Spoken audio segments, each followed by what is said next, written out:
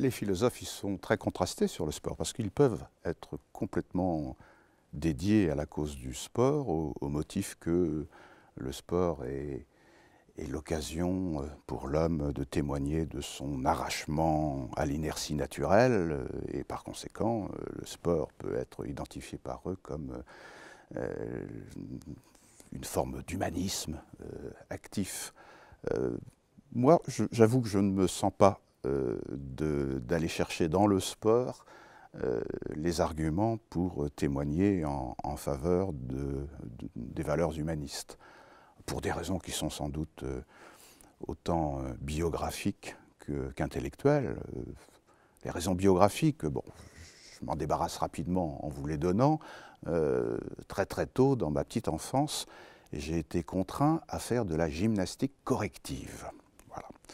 J'étais embarrassé d'un problème de dos, hein, et à l'époque, eh bien, on vous imposait non pas de la kinésithérapie, mais de la gymnastique corrective. Et c'était un calvaire, parce que le gamin que j'étais était contraint à faire ses exercices dans son coin, en solitaire, pendant que ses copains batifolaient à droite et à gauche, etc. Et j'ai gardé, je pense, du rapport au corps, quelque chose de répulsif, hein, en imaginant que la véritable conquête, c'était de se débarrasser du corps. Hein, et bon, je ne peux pas dire que ça m'ait déterminé dès cette époque vers une philosophie de type platonicien, mais en tout cas, je pense que j'ai fait l'impasse sur le corps et par voie de conséquence sur le sport assez tôt. Vous vous intéressez plus particulièrement au post-humanisme, à la question du post-humanisme, qui est une question qui se pose particulièrement, et pas seulement en des termes triviaux, avec le développement des technosciences. Vous pouvez nous préciser un peu de quoi il s'agit? Oui, bah, cet investissement dans les utopies post-humaines tient à un cheminement qui, au sein de la philosophie, m'a conduit à un moment donné à m'intéresser aux sciences cognitives et à le faire d'un point de vue critique. Je me suis avisé que ces sciences de la cognition, donc qui cherchent à répondre à la question qu'est-ce que c'est qu'être intelligent, à quoi reconnaît-on l'intelligence, et qui s'intéressent au support de l'intelligence, l'organisme pour les vivants, la machine pour les technologues, eh bien, cet intérêt pour les sciences cognitives m'a conduit à considérer que on y reprenait à bon compte les questions traditionnelles de la métaphysique, mais en le faisant avec l'apport des technologies. Je prends la question des rapports de l'âme et du corps, qui est une question canonique en philosophie, eh bien, c'est une question que les sciences cognitives reprennent à leur compte, en élaborant des modèles destinés à expliquer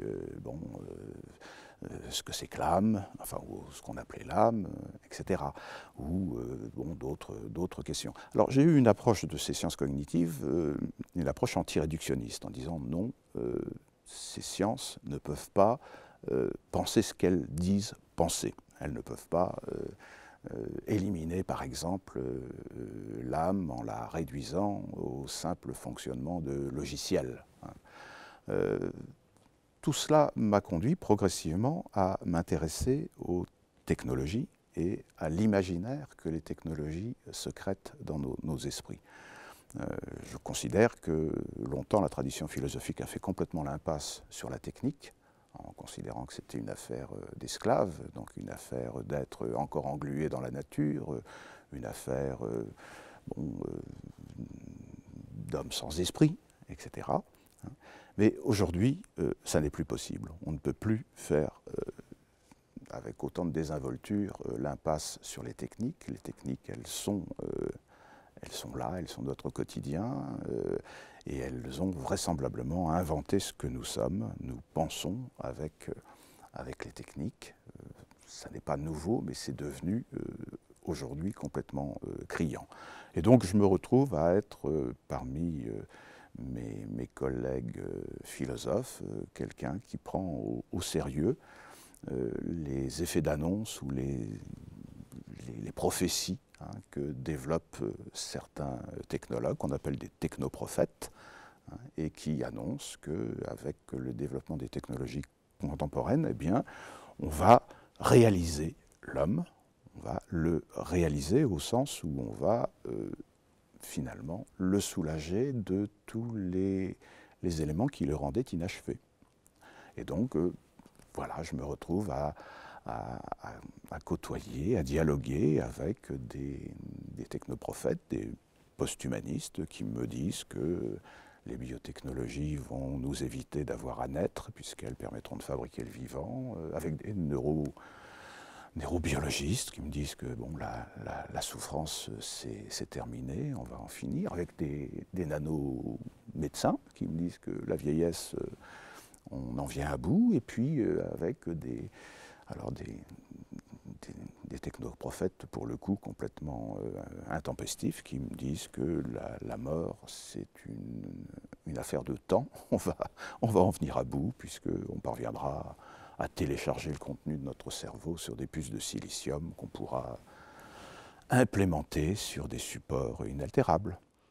Si on suit les technologues donc investis dans ce trans ou dans ce post-humanisme, la question du pouvoir du corps ne se pose plus à proprement parler. Le corps est le support actuel de nos performances, mais il est en voie d'être relayé par la machine.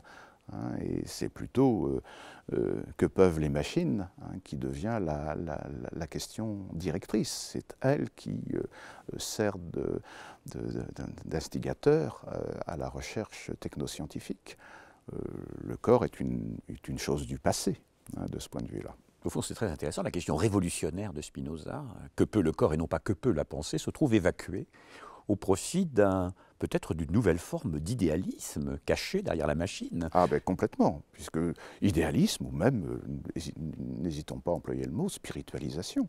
Au fond, ça n'est pas tout à fait étonnant que les technoprophètes attirent à eux des gens qui sont formés aux spiritualités, c'est-à-dire à toutes ces approches ascétiques visant à en finir avec le corps et à faire triompher l'esprit. Je crois que notre société développe une conception abstraite du corps. C'est le corps labellisé, c'est le corps support d'une comptabilité, c'est le corps performant et soumis par conséquent au calcul. La sculpture du corps jusqu'au monstrueux, où de fait ce ne sont pas des corps, ce sont des anatomies. Et l'anatomie, elle est calibrée, elle est mensurée, et elle répond effectivement à des critères qui sont des critères objectifs. Si on peut recourir au nombre d'heures pour inscrire un corps, alors on est au comble de la joie. L'humanisme de la modernité a aussi un terme avec le post-humanisme dont on parle. Il me semble qu'avec la modernité, avec le développement d'un certain individualisme, le corps s'est trouvé soumis à cette entreprise généralisée, effectivement, de maîtrise sur quoi? Sur la nature, c'est-à-dire sur l'extériorité, sur ce qui nous est donné et qu'on n'a pas choisi. Et de ce point de vue-là, la modernité, elle est empreinte d'une métaphysique qui consiste à vouloir déduire la passivité d'une activité. Bon, les philosophes les plus techniques au XIXe siècle l'ont dit à leur manière, dans le contexte de ce qu'on a appelé l'idéalisme allemand, où la question de base, c'était de déduire le donné, faire en sorte que nous soyons dans une position pratiquement de démiurge, de créateur, qui ne nous laissons pas imposer une extériorité, mais qui démontrons que cette extériorité est en réalité le produit de notre intelligence. Donc, il me semble que le corps, en tant que cette surface de passivité, devient le défi même que se donne la modernité, qui cherche à réduire tout ce qui limite notre autonomie, tout ce qui limite notre liberté. Au fond, la modernité en tant que recherche d'autonomie ne pouvait pas passer à côté du corps et du sport comme une des modalités de conquête de cette autonomie. Le sport s'institutionnalise, devient une institution à part entière, au fond, au XIXe siècle, et c'est inséparable de tout ce processus de quantification qui accompagne cette modernité affirmée au XIXe siècle, des sciences en particulier. Il n'y a de science que du mesurable, c'est bien connu. Et est-ce que le sport, finalement, n'est pas pris dans ce processus de quantification jusqu'à aboutir à une sorte de réduction numérique, à une réduction binaire, le corps binarisé, entre guillemets? La numérisation que vous évoquez, elle est intéressante parce qu'elle correspond à une dématérialisation du corps. Et au fond, l'objectif même de la maîtrise sur le corps doit aboutir à la dissolution même du corps. Puisque le corps, c'est ce qui résiste, par définition. Les exercices que nous mettons en place, c'est pour briser cette résistance du corps. Eh bien, la matérialisation, c'est-à-dire la dématérialisation, la transformation de ce qui résiste en langage informatique est le comble même de ce triomphe de la résistance. Et c'est pour ça que souvent, chez les technoprophètes, chez les geeks, on n'hésite pas à associer le web à une conquête spirituelle. C'est pour ça que souvent les adeptes du bouddhisme se sentent tout à fait bien dans le cyberespace, parce qu'ils y voient quelque chose comme ce triomphe sur l'individu qui est fermé dans des limites. Et faire sauter ces limites, c'est une façon de conquérir l'esprit et d'atteindre son nirvana. Ce que Darwin n'imaginait pas, c'est cette forme de l'évolution. Nous partons du singe au code-barre. C'est extraordinaire. Donc ici, vous avez une belle illustration de ce que vous êtes en train de dire, cette dissolution, au fond, de l'homme dans le numérique, dans le binaire. Voilà, absolument. Et on voit, on va du plus pesant au plus léger, au plus aérien. Enfin, bon, peut-être qu'on aurait pu rêver de rester dans une phase intermédiaire où le sport confine à la grâce. Et qu'est-ce que c'est que la grâce, sinon cette possibilité d'évoluer sans résistance. Non, la grâce, malheureusement, on l'a assujettie au nombre, à la comptabilité, et c'est devenu le code-barre. Marcel Mauss a bien mis en évidence le travail sur les corps, c'est un élément essentiel de la culture. Mais aujourd'hui, il y a la technologie du sport. C'est une fausse continuité. Est-ce que ce n'est pas illusoire d'imaginer, au fond, que travailler sur les corps, c'est quelque chose qui est inscrit dans l'histoire de l'homme? Est-ce qu'il n'y a pas là un saut qualitatif et pas simplement une variation de degré? Je pense que là où il y a un saut qualitatif, c'est essentiellement que ces pratiques du corps, elles sont maintenant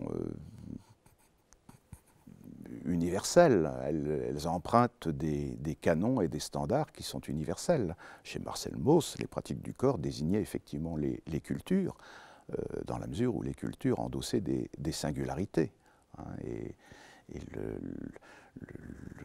le corps, les scarifications, les tatouages, les piercings, ce qu'on n'appelait pas évidemment des piercings dans le contexte étudié par Marcel Mauss, mais tout cela témoignait de cette volonté d'inscrire les corps et par conséquent de les marquer du sceau d'une culture, d'une singularité.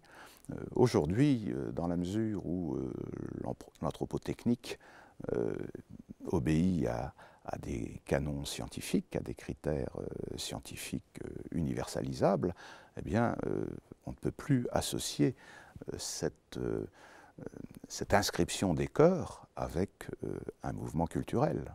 On est là dans une entreprise qui est plutôt une entreprise, d'arraisonnement illimité. C'est assez extraordinaire, cette espèce d'engouement qui revient aujourd'hui pour le cyborg. certains technoprophètes n'hésitent pas à dire que grâce au cyborg, on va pouvoir se débarrasser de toutes les oppositions dans lesquelles nous nous enferrons.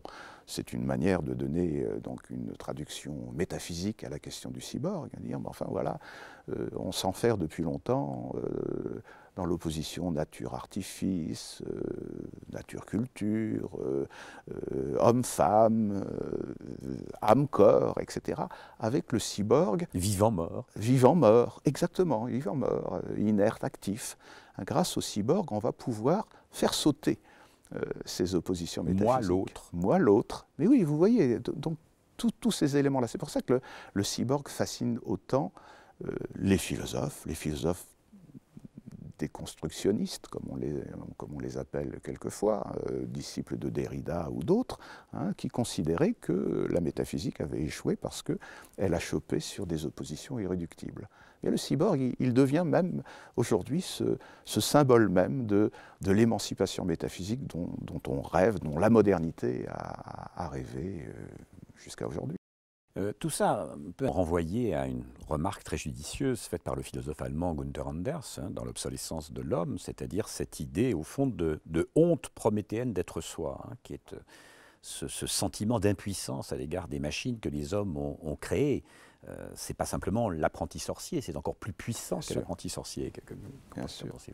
Ah oui, cette honte prométhéenne d'être soi, elle consiste essentiellement à avoir honte d'être né. Günther Anders le dit de cette manière-là. Nous avons honte d'être nés parce que nous sommes nés du hasard de la rencontre de gamètes et ce hasard nous a fait être ce que nous sommes. Et la honte, elle consiste à être contraint à endosser ce que nous sommes. Ce que nous voudrions, c'est pouvoir nous fabriquer. Et c'est ça qui nous sortirait de la honte. Et nous fabriquer sur le modèle de ces machines que nous savons fabriquer et qui sont tellement plus performantes que nous, tellement plus belles aussi, plus inoxydables. Donc c'est cette espèce d'engouement pour la rationalisation comptable qui fait sans doute l'unité entre le dopage, comme effectivement vous avez raison, haine d'être ce que l'on est, et la cyborgisation qui est servons-nous de ce qui peut nous augmenter, parce que l'essentiel est encore une fois dans la fuite en avant tout à fait moderne, qui définit même la modernité, la fuite en avant, allons toujours au-delà, rêvons de l'illimitation. Et l'illimitation, c'est encore une fois la sortie du corps. Il n'y a pas meilleur terrain pour apprécier la cyborgisation que le sport.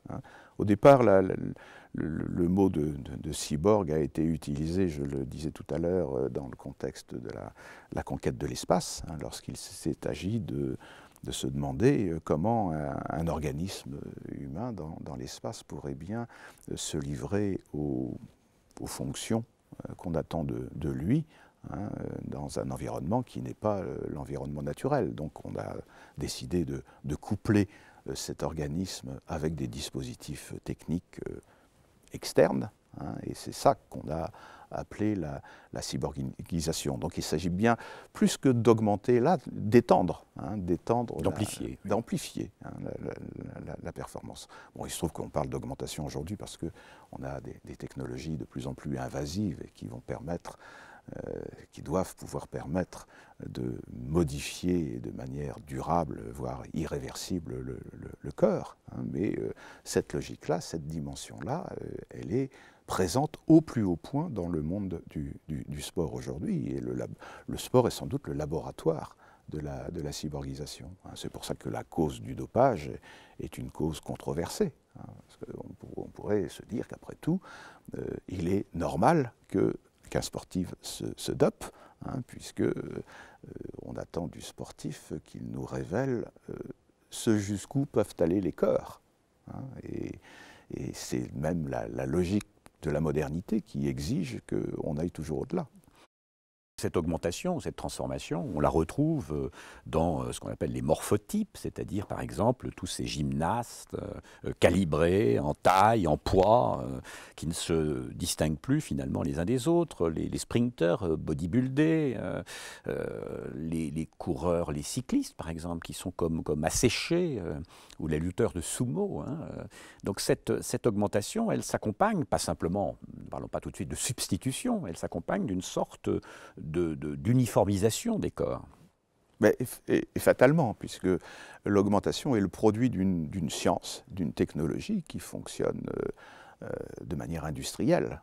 Donc il est logique que le résultat de l'application de ces adjuvants techniques sur des corps confine à l'uniformisation, voire à la zombification. Quand j'étais jeune, je lisais Spirou et Zorglub. C'est les armées de Zorglub qu'on... Voilà, c'est une anthropofacture, c'est la création d'un nouveau type humain. On assiste à l'émergence d'un nouveau type humain, avant même de parler des robots. Et vous avez raison de parler de type humain. Oui. Le romancier Junger montrait bien comment, lui il citait ça avec la guerre 14, mais peu importe, il y a eu une cassure, on est passé de l'individu au type. On était dans une société qui valorisait l'individu et on est passé subrepticement, à l'occasion justement de la science et de la technique investie pendant la guerre 14, on est passé au type. Et le type, c'est l'épure de l'individu réduit à l'élémentaire. L'élémentaire du geste, dans le sport, l'élémentaire du rituel, l'élémentaire même de la pensée. Et cette typification, eh bien, elle est évidemment le corrélat de l'application standardisée, industrialisée des éléments de transformation du corps. On voit d'ailleurs ici un cycliste avec une oreillette qui l'informe, commande, dirige, calcule, etc. Au fond, on a affaire à des cybernautes. Vous qui me parlez d'output, par exemple, ne sommes-nous pas ici dans une sorte d'univers où la réalisation de cette augmentation triomphe? Oui, et puis les oreillettes, elles sont surdéterminées parce qu'elles représentent la conquête de l'action à distance. Au fond, notre pouvoir sur les choses est d'autant plus important que nous pouvons agir sur elles à distance. Donc la conquête des dispositifs d'émission et de réception d'ondes électromagnétiques est quelque chose d'absolument fascinant. Aujourd'hui, quand vous voulez ébahir le public, vous dites, regardez, aujourd'hui, grâce aux ondes électromagnétiques, on permet à des tétraplégiques de commander leur environnement à distance, d'ouvrir un placard, un téléviseur, rien que par la pensée. Rendez-vous compte, nous sommes presque comme Dieu, il suffit de penser pour réaliser quelque chose. Nous produisons ce que les philosophes appellent un argument ontologique. Je pense quelque chose et je produis l'action qui réalise ce quelque chose. Donc les oreillettes, là, bon, c'est effectivement de la réception, mais l'émission et la réception d'ondes électromagnétiques est quelque chose de profondément fascinant. Et si les sportifs peuvent recourir à ces technologies-là, c'est d'autant gagné pour les énormes investissements que l'on fait en termes de financement pour produire cette action à distance. Oui, puis surtout cette idée que, tant qu'il y a l'homme qui est l'émetteur et un autre homme qui reçoit, on est dans une relation de communication assez classique, avec un message et un code. Mais à partir du moment où on va arriver à des connexions de machines, parce que le corps, finalement, le cerveau du cycliste va devenir un simple véhicule d'information, et puis il y aura connecté ou interconnecté des calculateurs, etc. Donc on arrive à un univers ici qui est un univers machinique, et strictement machinique. Bien sûr, ça on nous l'annonce pour très très prochainement. Nous allons être de plus en plus entourés d'objets intelligents. Et un objet intelligent, c'est un objet qui sera équipé d'émetteurs-récepteurs d'ondes électromagnétiques. Et si nous-mêmes nous sommes équipés de ces ondes électromagnétiques, nous pourrons communiquer avec ces objets. Mais ce qui est quand même peut-être plus inquiétant, c'est que ces objets pourront communiquer entre eux, et de plus en plus sur notre dos. Donc nous sommes aussi dans un scénario où l'extrême maîtrise que nous acquérons sur les choses peut aussi signifier notre dépossession de l'initiative. Et là, on est dans des scénarios de science-fiction, mais qui ne sont pas complètement absurdes. Ça se trouve surtout reposer à nouveau frais la question du sujet. Le sujet, c'est celui qui dit « je ». Bon, c'était déjà un sujet problématique, brisé, tout ce qu'on veut, avec, je sais pas, la psychanalyse. Mais qu'est-ce que ça veut dire maintenant, aujourd'hui? Qu'est-ce que ça voudra dire demain de dire « je » Qu'en est-il du sujet? Qu'en sera-t-il du sujet? Bon, est-ce que vous pensez qu'on n'a pas déjà franchi quand même un pas important, ne serait-ce qu'avec le cyberespace, avec le web, où il n'est plus donné à quiconque de commencer quoi que ce soit, c'est-à-dire d'être un sujet, d'être l'auteur de quelque chose. Nous ne sommes jamais que pris dans des flux de communication. Nous prenons toujours des trains en marche, hein, et nous sommes plutôt des commutateurs, comme disait un sociologue, Marc Guillaume. Hein. Nous sommes des commutateurs. Nous laissons passer de l'influx ou nous bloquons de l'influx. Hein, mais en aucune façon, nous ne pouvons nous imaginer être des sujets au sens... On retrouve les outputs, là. Voilà, exactement. Nous sommes toujours à la croisée. Nous sommes des boîtes noires qui recevons des inputs et qui produisons des outputs. Le sport atteignant des limites, le sportif est fragile en tant qu'il est un être de chair. Il y a la limite objective des records dont on a parlé en 2030 récemment. Est-ce que cela ne va pas justement justifier la robotisation des corps, l'augmentation d'abord avant d'en arriver carrément à la substitution?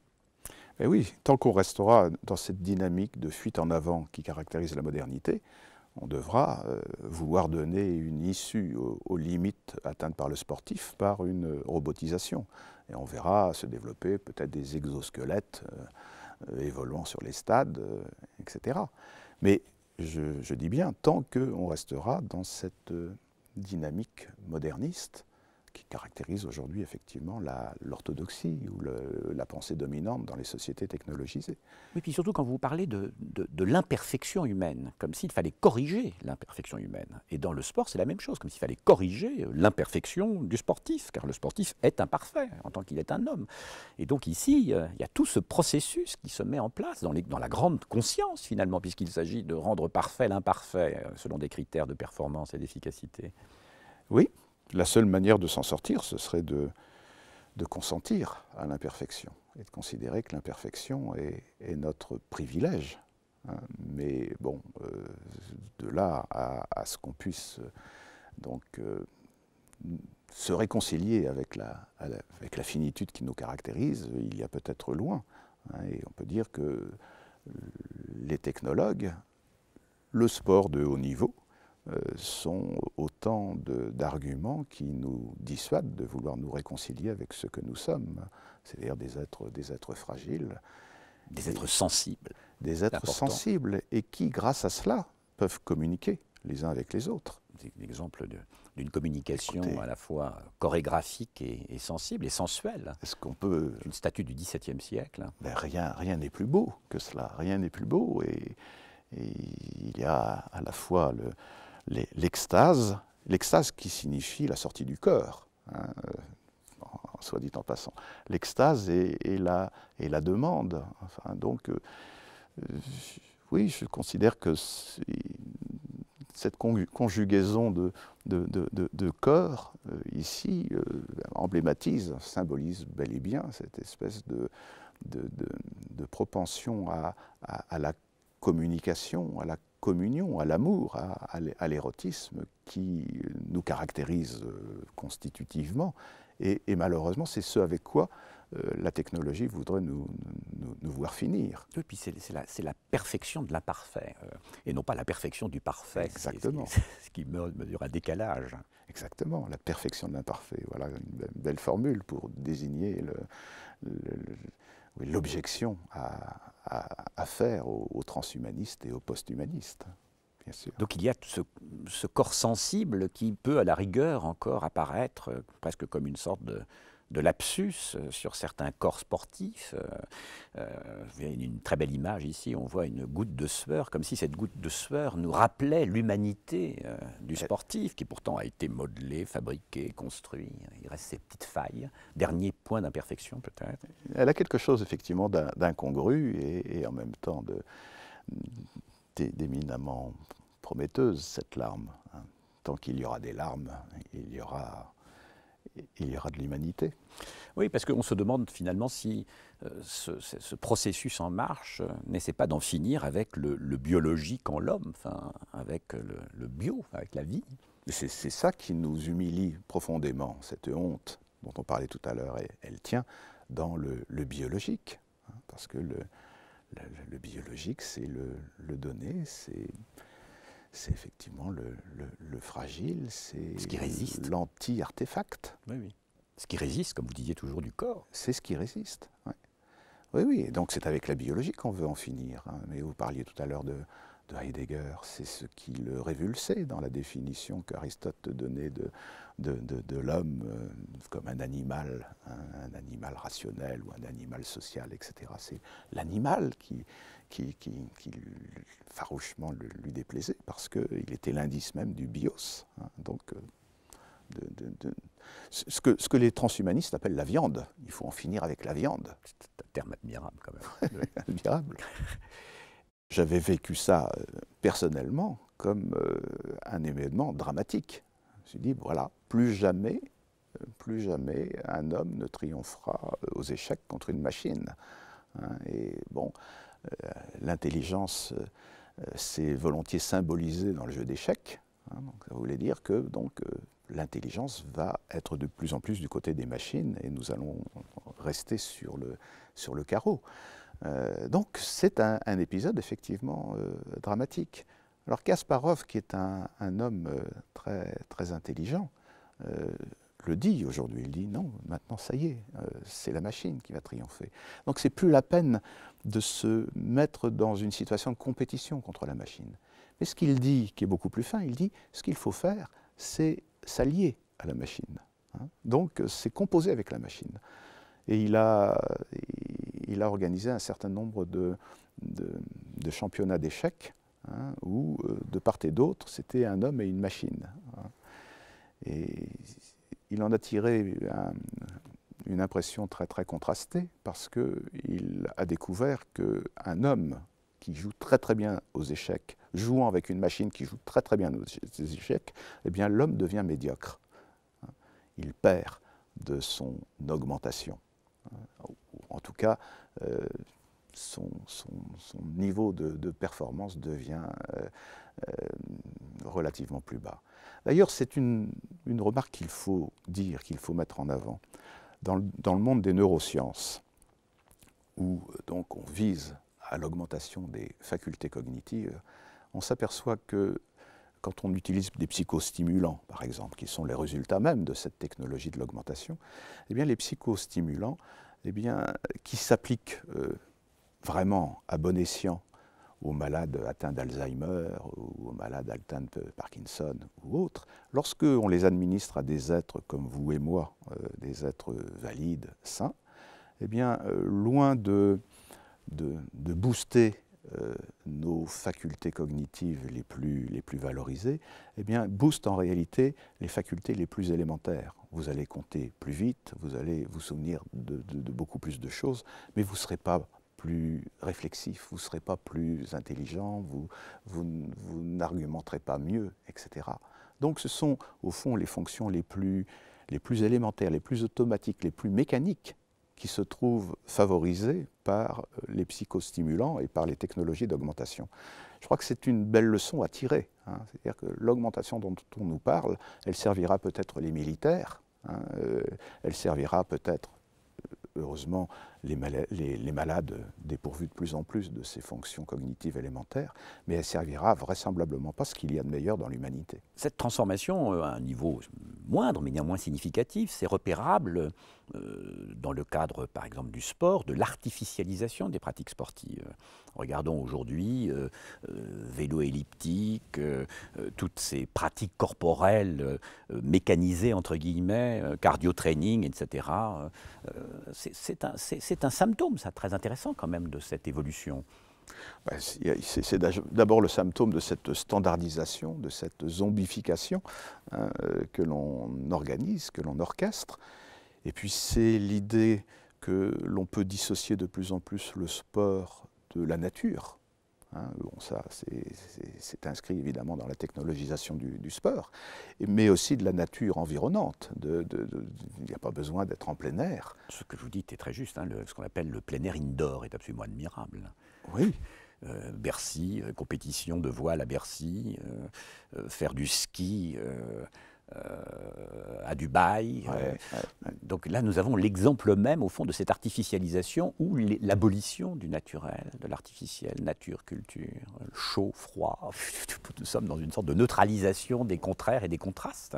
Neutralisation, oui, qui va au bout lorsque l'on pratique la virtualisation du sport. Et ce que j'évoquais en parlant des jeux vidéo, de la Wii, etc., qui est bon, le nec plus ultra de cette virtualisation. Donc, bon, le sportif s'enferme de plus en plus dans sa bulle, il devient une espèce de monade, dissocié d'un environnement naturel, donc on peut le transplanter effectivement à l'intérieur, indoor, et puis progressivement, on va même pouvoir le conduire à dématérialiser ses gestes et à ne plus agir que par procuration. Et le sportif aujourd'hui va commander à distance, effectivement, le support d'une performance. Et ça, c'est évidemment pathétique. La valeur cardinale, ce serait, oui, une éthique de la fragilité, de la vulnérabilité. C'est-à-dire qu'on est à la recherche de ce qui fait la spécificité de l'homme aujourd'hui. On demande quel est le propre de l'homme. Y a-t-il encore un propre de l'homme à l'heure où on nous dit que nous ne sommes que des animaux et que nous devrions être de plus en plus des machines? Le propre de l'homme, c'est qu'il est conscient de sa fragilité, qu'il est fragile d'abord et qu'il est conscient de cette fragilité. Et que peut-être toute sa culture est fondée sur ce sentiment de la fragilité. Les religions, les arts, les philosophies, le mouvement même des sciences est motivé par ce sentiment de la fragilité. Or, si nous mettons tout en œuvre pour expulser cette fragilité, bon, effectivement, nous déshumanisons profondément. Donc, retrouver une posture, et le terme n'est pas péjoratif, une attitude qui réhabiliterait la fragilité, qui nous conduirait, par exemple, à regarder différemment la vieillesse. Après tout, il y a des sociétés qui cultivent la vieillesse comme la richesse essentielle. Nous sommes dans des sociétés qui expulsons la vieillesse, qui voulons en finir avec elle. Le handicap de la même manière. Le handicap de la même manière. Eh bien, est-ce qu'il n'y a pas là quelque chose à faire qui procède de micro-actions dans le quotidien? On peut avoir ces micro-actions qui témoignent de notre part de cette nouvelle confiance qu'on ferait à l'humain dans ce qu'il a de plus vulnérable et de plus fragile. Il n'y aura pas émancipation si le sport est le prétexte à survaloriser le collectif et à faire prévaloir le continu sur le discret. Donc c'est trouver la bonne mesure. Et nous parlions des intellectuels qui s'intéressent au sport. Ils le font toujours comme une espèce de faculté de tester leur aptitude au va-et-vient entre le discret et le continu. L'activité solitaire de l'intellectuel et puis la propension à s'ouvrir au collectif. Vous avez une belle image ici où nous sommes entre la danse, l'exercice, il y a à la fois le mouvement, il y a à la fois le duel, au sens de la dualité, la composition, la beauté. Est-ce que tout cela n'incarne pas justement ces valeurs Ça, c'est l'emblème de la grâce Et le sport, quand il confine à la grâce, est absolument subjugant. Au plus près de la danse. Ben oui, et la grâce, c'est justement cette faculté Matisse. de dépasser les limites du corps tout en restant dans le cœur. Et la ronde de Matisse est merveilleuse d'expression de ce point de vue-là. Il y a du corps, c'est sûr, il y a donc de la résistance, mais cette résistance, elle est sublimée, elle est transfigurée, et bon, elle exprime tout entière cette espèce d'humanité. Et nous remarquerons d'ailleurs qu'on retrouve la création avec ces deux mains qui à la fois se tendent et ne se touchent pas. Ouais. Donc il y a là vraiment Ouais. l'ouverture. La Ouais. ronde, elle est à la fois constituée et ouverte. Et vous avez aussi, bon, je le dis très abstraitement, la pondération du discret et du continu, de l'individu et du groupe. Et ça, c'est bon, c'est ça, cet humanisme auquel il faut tenir.